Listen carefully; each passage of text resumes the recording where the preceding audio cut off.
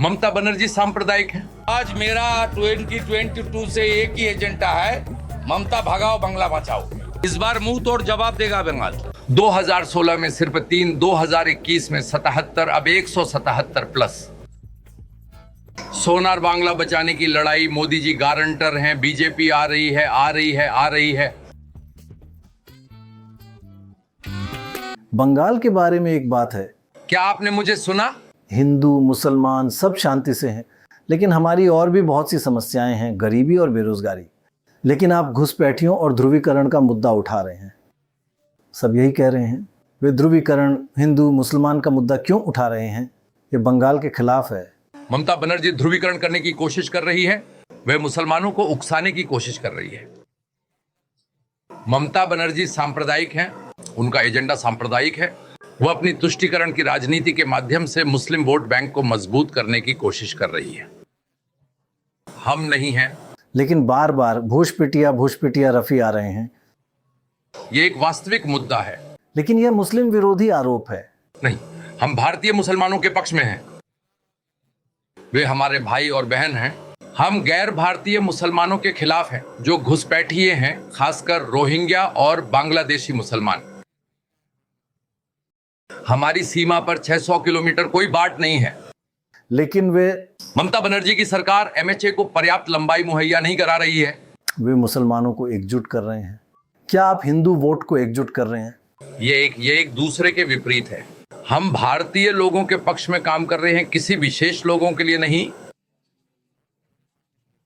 लेकिन यहां ममता बनर्जी की सरकार, खासकर उनकी पुलिस, हिंदू लोगों पर उनके धार्मिक विश्वास के कारण अत्याचार करती है।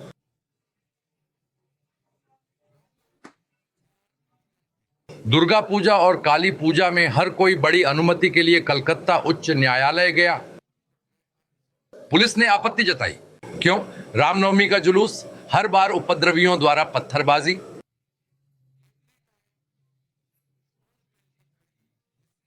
पुलिस चुप है, अपनी शक्ति का उपयोग नहीं कर रही है। पिछली बेलडांगा की घटना में ममता बनर्जी ने मीडिया के सामने कहा, खासकर शुक्रवार को वे कुछ कर रहे हैं। मैं उनका विरोध नहीं कर रही हूं। उन्होंने किस तरह के वाक्यों का इस्तेमाल किया? 90 लाख मतदाताओं को वंचित किया गया है, या आप जानते हैं रोका गया है, आप जानते हैं उनके मताधिकार का प्रयोग करने से। क्या आपको नहीं लगता कि यह अनुचित है? और आप जानते हैं मुख्य विपक्षी पार्टी टीएमसी, मुख्य सत्ताधारी पार्टी को इलेक्शन कमीशन पर विश्वास नहीं है। 90 लाख मतदाता, अब मैं उनकी संख्या के बारे में बात नहीं कर रही हूं। मैं इलेक्शन कमीशन और एसआईआर प्रक्रिया का समर्थन कर रही हूं, क्योंकि मृत मतदाता, फर्जी मतदाता, दोहरी तिहरी प्रविष्टि वाले मतदाता और गैर भारतीय मतदाताओं के नाम सूची से हटाए जाने चाहिए।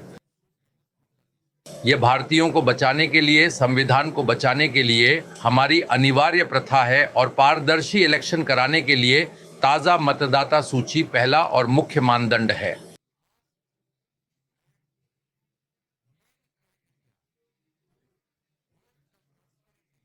आप घुसपैठियों पर टीएमसी का समर्थन करने का आरोप लगा रही हैं, लेकिन ममता जी कहती हैं कि आप एक घुसपैठिया पार्टी हैं। आप बंगाल तभी आते हैं जब कोई इलेक्शन होता है, वरना आप एक हिंदू पार्टी हैं जो बंगाल के नहीं हैं। यह बहुत संकीर्ण राजनीति है, सांप्रदायिक राजनीति है। ममता बनर्जी हमेशा भाषा के नाम पर, जाति के नाम पर सनातनी को बांटने की कोशिश करती है।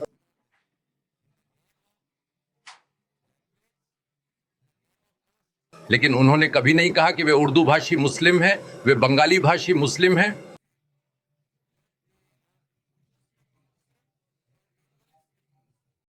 बिहारी बाहरी हैं, गुजराती बाहरी हैं, मराठी बाहरी हैं, यूपी वाले बाहरी हैं, बांग्लादेशी घुसपैठिए और खासकर मुस्लिम रोहिंग्या दामाद हैं।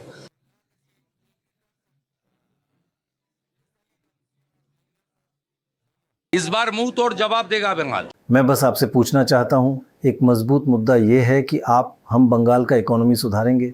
वह विफल रही हैं, बुनियादी ढांचा खराब है वगैरह। लेकिन समस्या ये है कि जो विश्लेषक कह रहे हैं, हर राज्य जहां बीजेपी है, बिहार से लेकर यूपी, छत्तीसगढ़, मध्य प्रदेश, झारखंड, राजस्थान तक, उन सभी में आय बंगाल से कम है। आप बंगाल को कैसे सुधारने जा रहे हैं जब आपका डबल इंजन इन सभी राज्यों में काम नहीं कर रहा है? सुचारू रूप से संतोषजनक ढंग से काम कर रहा है। उनकी आय बंगाल से कम है। मैं आपके सिद्धांत को नहीं मान रही हूं। यहां बंगाल में लगभग 1 करोड़ प्रवासी मजदूर हैं। वे महाराष्ट्र, गुजरात, ओडिशा और अन्य बीजेपी और भारत शासित राज्यों में काम कर रहे हैं। वे वहां कमा रहे हैं और यहां पैसे भेज रहे हैं। नहीं, मैं आपको आपकी सरकार के आंकड़े दे रहा हूं। नहीं, मैं उनके आंकड़ों पर नहीं जा रही हूं। मैं उस जमीनी हकीकत के आधार पर बात कर रही हूं जो मैं देख रही हूं। मैं महसूस कर रही हूं कि मेरे कॉन्स्टिट्यूएंसी नंदीग्राम में 30,000 प्रवासी मजदूर हैं, महाराष्ट्र में 7,000, ओडिशा में 2,000, गुजरात में 4,000। वे वहां कमा रहे हैं और यहां पैसे भेज रहे हैं। 2 करोड़ 15 लाख बेरोजगार युवा। ममता बनर्जी ने 51 रोजगार कार्यालय बंद कर दिए। उनके शासनकाल के दौरान 6,888 उद्योग बंगाल छोड़कर चले गए, जिसमें टाटा भी शामिल है। ये एक तबाही है। आप कृपया एक सरकारी स्कूल में जाइए। 1 शिक्षक, 2 शिक्षक, बिना शिक्षक वाले स्कूल चल रहे हैं। 90,000 शैक्षणिक संस्थान बंद हो गए। आपकी सरकार के आंकड़े गलत हैं। आपकी सरकार के आंकड़े। नहीं, मैं कोई टिप्पणी नहीं कर रही हूं। हर व्यक्ति जो एक भारतीय है उसे वोट की अनुमति दी जानी चाहिए, है ना? अगर यह क्यों है कि अगर आप एसआईआर करना चाहते हैं और मैं उससे सहमत हूं, तो पिछले आम इलेक्शन के लिए इसकी अनुमति क्यों नहीं दी गई ताकि आपको यह अंतिम समय का काम न करना पड़े? मुझे एसआईआर से कोई समस्या नहीं है। मुझे लगता है कि हम सही हैं, केवल नागरिक ही समर्थन करते हैं। साल 2004 जब संसद का इलेक्शन हुआ, उससे पहले 2002 में एसआईआर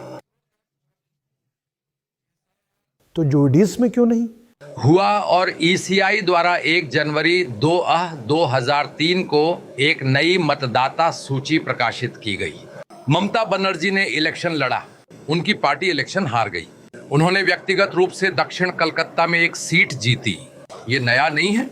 एसआईआर और जनगणना में यह हमारे महान देश की एक सतत प्रक्रिया है। लेकिन यह 2024 इलेक्शन के बाद नहीं किया गया। यह किया जा सकता था, नहीं? नहीं, ये एक ममता बनर्जी की बात है। यहां बंगाल में 6 महीने लंबा समय। बिहार में सिर्फ 45 दिनों में सब कुछ संपन्न हो गया। आरजेडी कांग्रेस ने विरोध किया सर, लेकिन अंततः उन्होंने इलेक्शन लड़ा। वे लड़ाई हार गए। देखिए, पानी हाटी अर्घिक की मौत के शिकार की मां, उन्होंने भाजपा से चुनाव लड़ा।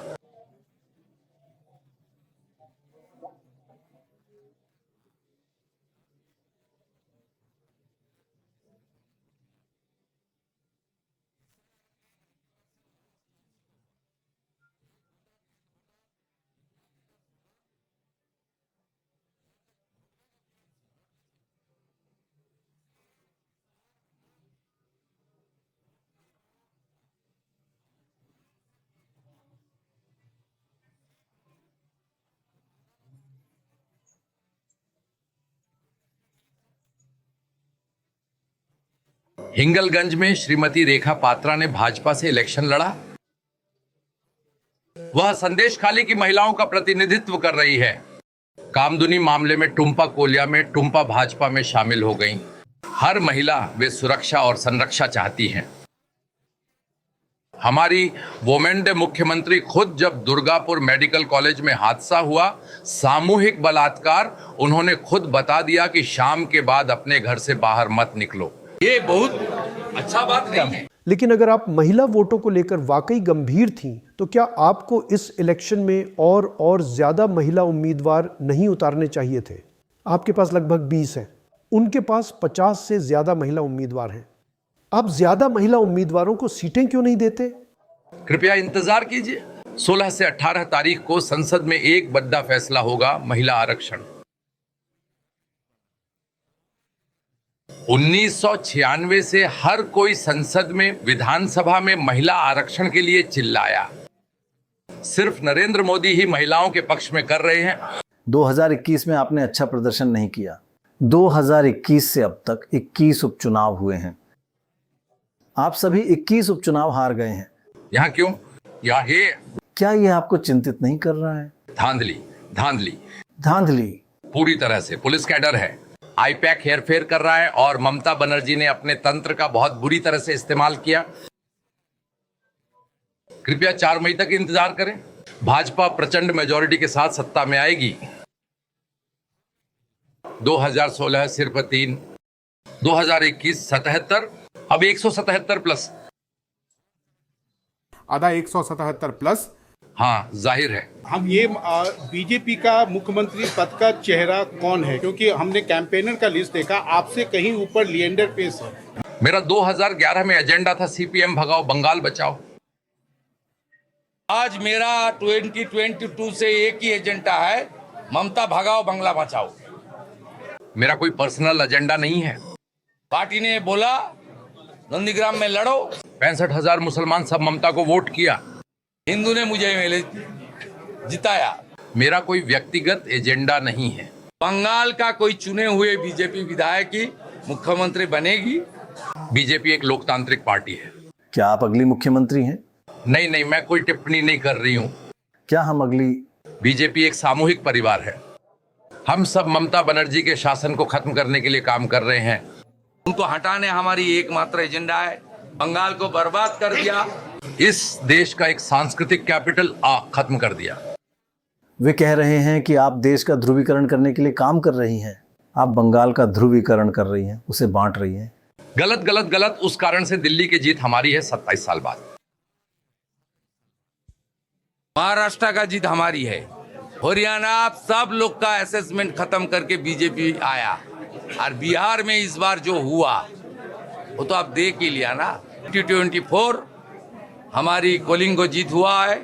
जय जगन्नाथ। 2025 जय सीता मैया। बंगो को जीत लिया, बाकी है बंगो। इस बार हो जाएगा जय माँ काली बोल के अंगो बंगो कोलिंगो। लेकिन केंद्र बंगाल को उसका पैसा क्यों नहीं दे रहा है? आप 1 लाख करोड़ रोक कर रखे हैं। यहाँ के लोग परेशान हो रहे हैं। कृपया कृपया कृपया, मैं आपको डेटा देती हूँ। मेरे पास भी डेटा है। अच्छा, 2004 से 2014 यूपीए 1 यूपीए 2 के दौरान केंद्र सरकार ने राज्य सरकार को 2,65,000 करोड़ दिए। 2014 से 26 मार्च नरेंद्र मोदी जी की सरकार ने पश्चिम बंगाल को 10 लाख करोड़ दिए। आपको 11 लाख करोड़ देने थे, आपने 10 लाख दिए, 1 लाख करोड़ कम। क्यों? ये सब आपके डेटा में है। नहीं, अतिरिक्त 1 लाख मिलेगा बाद में। ना सवाल ही नहीं उठता जितना भी है।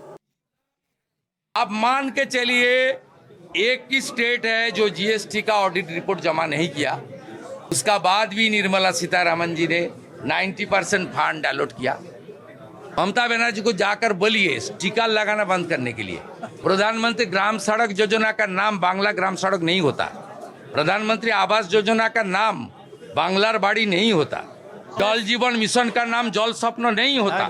प्रधानमंत्री अन्न सुरक्षा का नाम खाद्य साथी नहीं होता। टीका लगाना बंद करने बोलिए, सब ठीक हो जाए। एक चीज बोलून, You will not divide. আমার সোনার বাংলা। সোনার বাংলা বাঁচানোর লড়াই মোদিজি গ্যারেন্টার। বিজেপি আসছে। বাংলা সাংস্কৃতিক রাজধানী ছিল। মমতা ব্যানার্জির সময় রবীন্দ্রনাথ ঠাকুরের ছবি পোড়ানো হয়। আমরা এই বাংলাকে বাঁচাবো। বাঙালির পার্টি, ধুতি পাঞ্জাবিতে থাকা বাঙালির পার্টি। ইয়েস, ডক্টর শ্যামা প্রসাদ মুখার্জিকে ফুল না দিলে কাশ্मीर से कन्याकुमारी बीजेपी के का कोई प्रोग्राम नहीं होता। नाना भाषा, नाना मत, नाना परिधान, विविधेर माझे देखो मिलन महान। ये हमारा इंडिया है। वह ग्रेटर बांग्लादेश चाहती है। वह ग्रेटर बांग्लादेश की प्रधानमंत्री बनना चाहती है। वह जमात मॉडल चाहती है। हम भारतीय मॉडल चाहते हैं। कश्मीर से कन्याकुमारी देश हमारी, देश हमारा। बहुत बहुत धन्यवाद।